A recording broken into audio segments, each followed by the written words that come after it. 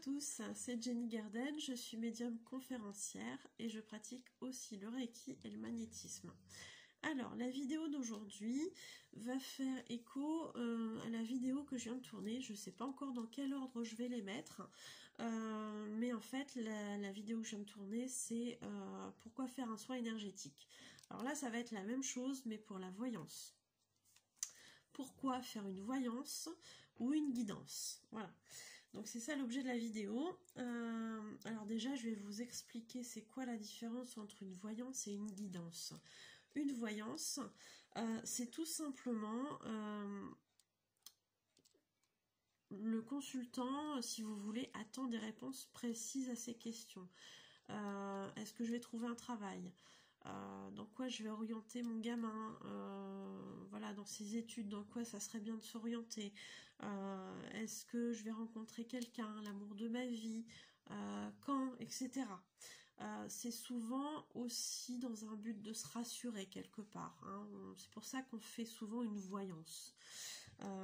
Il faut savoir que le temps en voyance, c'est quelque chose de très difficile à déterminer. Quand on a des infos, on les a pas toujours, et quand on les a, elles sont pas forcément, faut pas forcément tout prendre au pied de la lettre. Par exemple, quelqu'un vous dit à votre question quand est-ce que je vais rencontrer l'amour, il va vous dire au printemps prochain, parce que pour lui c'est le printemps. Au printemps, il va vous dire au printemps. C'est pas forcément le printemps prochain, ça peut être le printemps de l'année d'après. Parce que là-haut, on lui donne une information qui lui fait penser au printemps. Il ne faut pas oublier aussi que parfois, c'est une question d'interprétation, hein. Alors parfois, on a les messages. Donc là, c'est comme ça, le message est délivré tel quel. Parfois, on interprète aussi vis-à-vis des cartes, hein, tout ce qui peut ressortir. Donc, il peut y avoir des décalages au niveau du temps par rapport à cette raison-là. Et puis là-haut, ils n'ont pas forcément la même notion du temps que nous. Hein, puisque nous, si vous voulez, le temps c'est l'invention de l'être humain. Là-haut, ils n'ont pas de temps. Le temps n'existe pas. Tout est en même temps. Vous avez à la fois le passé, à la fois le présent et à la fois le futur qui va être là, devant eux. Si je peux dire ça comme ça, c'est complexe à expliquer, hein. Et du coup, si vous voulez... ça va être compliqué pour quelqu'un de déterminer une date ou une période précise. Dans tous les cas, on peut essayer d'avoir une piste, d'avoir une indication, mais il ne faut jamais le prendre au pied de la lettre, hein. Et puis on peut se tromper aussi, hein. On n'est pas à l'abri de ça, hein. On reste des êtres humains. Qu'est-ce que je voulais vous dire aussi? J'ai pris un petit peu de notes parce que parfois j'oublie des choses. Oui, donc oui, effectivement, on peut se tromper. Et il ne faut pas oublier aussi, alors que comment je peux dire ça? En voyance, qu'on soit voyant ou médium, hein, après, bon, certains font une petite différence, etc. Bon, après, voilà, il n'y a pas de souci. Par rapport à la médiumnité, au fait qu'on soit médium, on va avoir tendance à capter plusieurs pistes de futur possibles. Mais en priorité, on va, dans le cadre d'une consultation qui se fait à un instant T, on va avoir non seulement des infos passées ou présentes du consultant, et en fonction de ce parcours qu'il aura fait, donc passé et présent, il va se dessiner un chemin futur qui va être plus probable que les autres chemins futurs, parce que le futur n'est pas figé. Il y a des choses effectivement sur lesquelles on ne pourra pas agir, et il y a des choses sur lesquelles on peut agir. Il y a le libre arbitre, hein, c'est ce qu'on appelle le libre arbitre, et en fonction du parcours qu'on aura fait et dans le passé et dans son présent, on va effectivement être plus susceptible d'emprunter le chemin futur qu'on va appeler A plutôt que le chemin futur qu'on va appeler B. Et pourtant, toutes ces potentialités de futur, elles existent bel et bien dans le subtil, parce que avant que se concrétise quelque chose dans le matériel, dans le côté matériel, dans le côté physique, eh bien tout ça va exister dans le plan subtil. c'est valable pour les maladies, hein, c'est valable aussi pour tous les événements qui vont se passer, pour les enfants qu'on va peut-être avoir, etc., etc.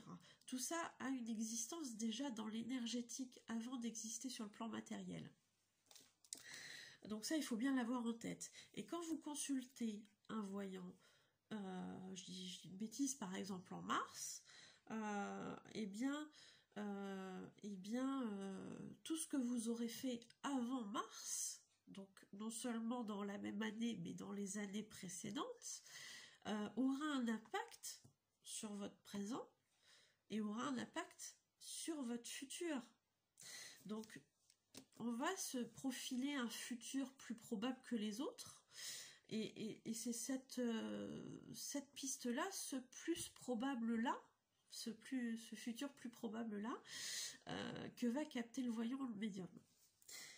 Donc, il est possible effectivement qu'à un moment donné, votre voyance, celle que vous avez faite, se révèle entre guillemets fausse, parce qu'entre-temps, vous aurez changé des éléments qui n'étaient plus, qui n'étaient pas encore passés, donc qui vont avoir cette influence sur le futur. C'est compliqué à expliquer, hein. J'espère que vous me suivez, mais moi j'ai du mal à me rendre compte si je suis claire ou pas.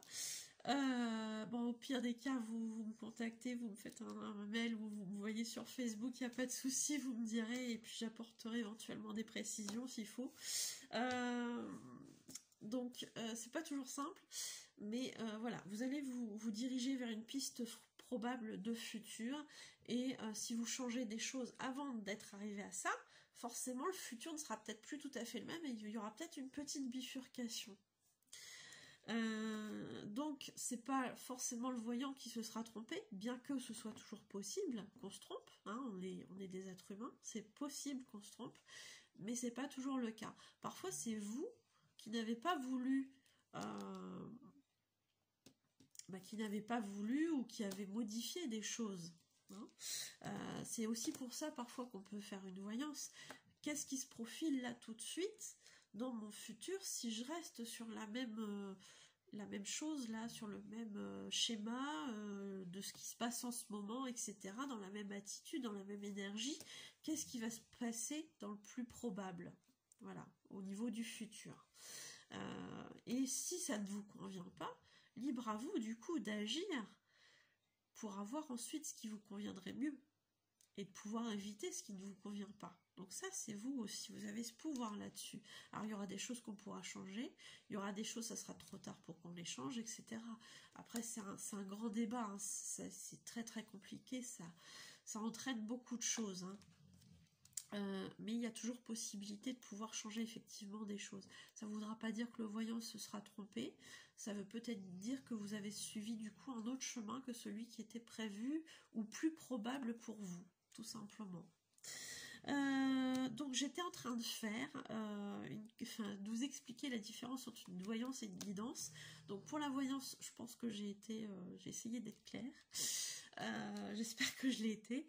Pour la guidance, alors c'est quoi une guidance? C'est tout simplement, vous allez venir en fait pour me consulter et on va voir ce qui se dégage de tout ça. On va vous faire passer des messages. Alors quand je dis on, ça va être vos guides, ça va être votre moi supérieur qui va venir vous aider en fait il va vous mettre en lumière du coup par le biais d'un tirage ou par le biais de messages que je vais recevoir. Eh bien, il va mettre en lumière toutes les blessures, tous les blocages que vous avez et comment vous pouvez faire en sorte de vous libérer de tout ça. Donc souvent on a des choses, hein, des blessures émotionnelles qui sont là et qui nous bloquent pour avancer. On a une période de la vie là où on stagne, on ne sait pas pourquoi, tout est bloqué, rien n'avance, et puis nous on est là, ouais, on aimerait bien avancer, et puis finalement non, ça bloque, et on n'arrive pas à avoir d'issue. Donc c'est dans ce genre de situation qu'une guidance peut être utile et vous amener en fait à vous orienter vers quelque chose qui va pouvoir être bénéfique pour vous dans le sens de la guérison émotionnelle, tout simplement. Voilà. Souvent dans ce genre de prestations, j'ai des personnes qui sont en train de s'éveiller. C'est quelque chose qui me fait énormément plaisir parce que je suis passée par là, et je sais qu'à quel point ça peut être déstabilisant. Je sais à quel point ça peut être compliqué. Vous allez avoir ma vidéo sur l'éveil spirituel sur la chaîne, si vous avez l'occasion, si ça vous parle. Allez-y, allez visionner, ça peut peut-être vous aider. Et puis voilà, enfin, c'est vrai qu'en consultation, quand ça arrive, souvent je vais avoir des pistes que la personne, que le consultant a en lui ou en elle, et je vais lui dire, en fait si, je vais lui confirmer des choses en fait qu'il sait déjà, parce que soit il n'a pas confiance en lui, soit il est bloqué pour une raison XY, et on va réussir à dénouer tout ça ensemble. Donc ça, c'est extrêmement plaisant. En tout cas, c'est quelque chose qui me plaît énormément. Bon, la voyance aussi me plaît, les soins aussi me plaisent, mais voilà, il y a quelque chose qui me fait dire qu'effectivement, à ce moment-là, j'apporte quelque chose voilà, c'est une activité qui me plaît, tout simplement. Et souvent, effectivement, parfois, on va être amené à réveiller des choses dans cet échange-là, chez le consultant.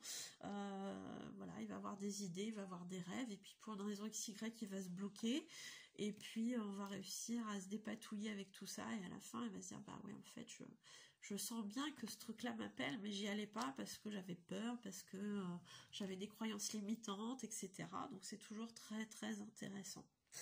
La voyance, la guidance, toutes les deux, elles peuvent se faire donc soit au bureau, soit du coup à distance, que ce soit via Messenger, que ce soit éventuellement par téléphone aussi.